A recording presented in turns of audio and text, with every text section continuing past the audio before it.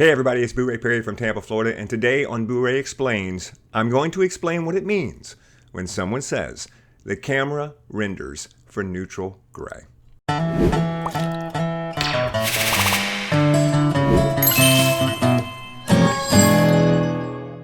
As always, before we get started, be sure and check out my podcast. It's called Photobomb. It's available anywhere that podcasts are found. You can find my group on Facebook. It's called Pro Photo Talk with Booray Perry. And be sure and follow me on Instagram at Booray Perry. All right, this is a great topic for this series that I'm doing, Booray Explains, because this is something that I actually didn't understand. I became a professional photographer and was doing it for at least a year or two, and never really understood what it meant, really what it meant, when someone said the camera renders for neutral gray. So if you don't really know what this means, it's okay. Don't feel bad. I guarantee you there's a lot of photographers out there right now who don't know what this means. So here we go. Imagine that you have to design a camera, right? And in this camera, you're going to have a light meter. And the light meter is going to measure the light that's coming into the camera and then give you a reading. There's going to be a needle, right? Just like you have a light meter in your camera. And that needle is going to move left and right or up and down, depending on how they put it in the camera. And it's going to tell you when you've got the exact amount of light that you need for a perfect exposure. So you're designing your camera and you're putting all this stuff into it and you've got this needle. Now, you've got to tell the camera what the perfect amount of light is, right? In order for the needle to be able to say this is the right amount of light, then the camera has to be told this is what the right amount of light is. When you see this amount of light, that's perfect. And when you see less than this amount of light, you're underexposed. And when you see more, you're overexposed, right? So the real question is, what's the correct amount of light for a perfect exposure? Well, that's where it gets tricky. Because the light that comes into your camera doesn't come directly into your camera. I mean, some of it does, I guess, from the sun or from lights if they're in your scene. But the light is what's called reflected light. It's bouncing off of your subject. So the light right now is bouncing off this wall over here, and then it's coming and hitting me in the face, and it's bouncing off of my face and off of my shirt and off the back of the room, and it's going into this camera right in front of me, right? So this camera on the fly is figuring out what the correct amount of light is and adjusting itself so that you get the correct exposure on my face right now. It's all reflected light. And the problem is, light reflects differently off of different things. I mean, that's pretty much common sense, right? You know that something that's black doesn't reflect light as much as something that's white. So if you have a white thing and a black thing, the white thing will reflect more light than the black thing will. So how do you find the exact right amount of light for an exposure? Because the white thing reflects more light. The black thing reflects less light. Which one of those two things is correct? Well, you split the difference, right?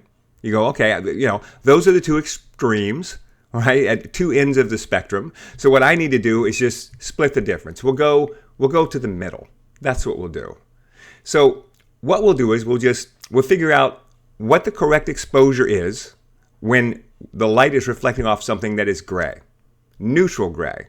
Neutral gray being the gray that is right in between black and white. When that neutral gray looks right, that is the correct amount of light for our exposure. Now, it's not going to be right for something that's black. It's not going to be right for something that's white. It's going to be right for something that's gray. But that's all we can do because the camera doesn't know black and white. It doesn't know that. So we tell the camera, when you see this much light, X amount of light, which is the amount of light bouncing off something gray that makes that thing look good, that is the correct amount of light. That is the perfect exposure.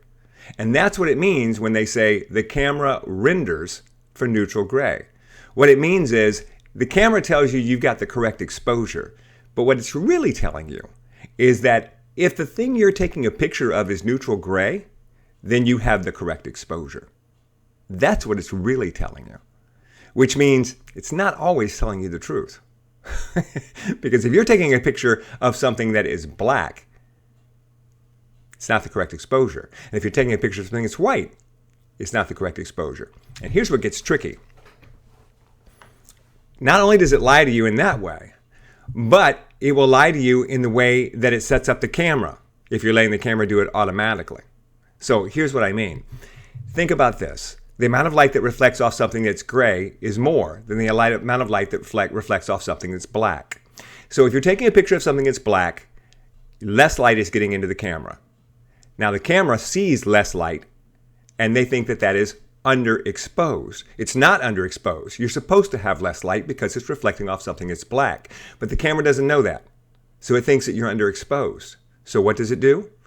It opens up your exposure. If you're shooting in an auto mode, it will open up your exposure a little bit, and suddenly your black tuxedo looks a little gray.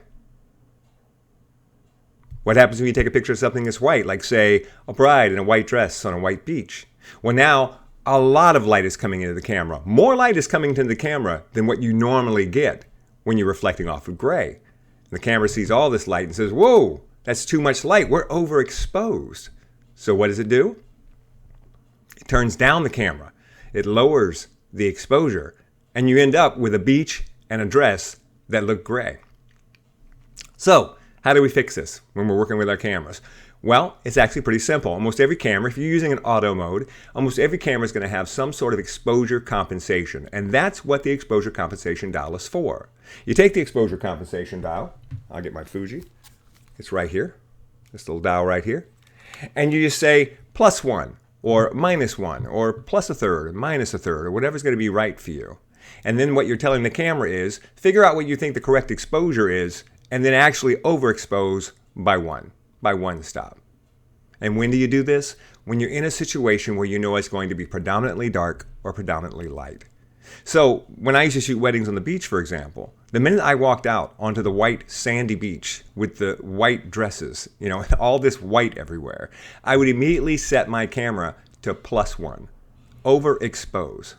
And I know that kind of goes against you intuitively, right? You were thinking, wait a minute, everything's so white, everything's so bright. Why do I want to overexpose? You want to overexpose because the camera is going to see all this brightness and it's going to underexpose to try and make it all be the same brightness as something that's gray. So you have to overexpose to counter what the camera is doing. I ask these questions when I speak all the time. I'll say, you're taking a picture of a white polar bear in a snowstorm. Do you underexpose or overexpose? And people always say underexpose because it's so bright and white. I want to underexpose.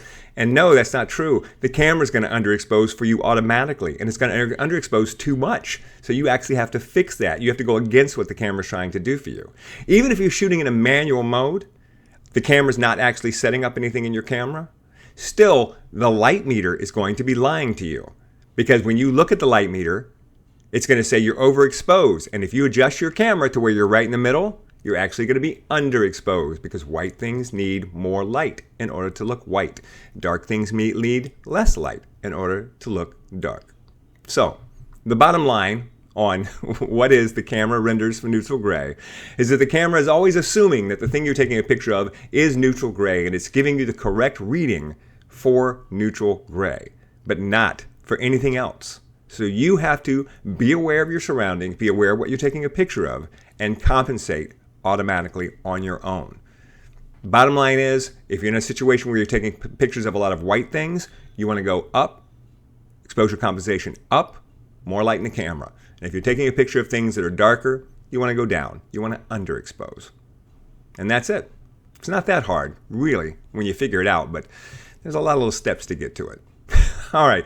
Listen, throw me a like, throw me a subscribe, click the little bell there so that whenever I put up a new video, you'll know about it right away. And also don't forget down in the description, I have links to all of my gear. So if you're interested in gear and accessories for your camera and stuff like that, if you go to my gear page and you click on one of those links, I get a couple of dollars and it helps me to keep this channel alive, and I really appreciate it. And we'll see you back here again soon.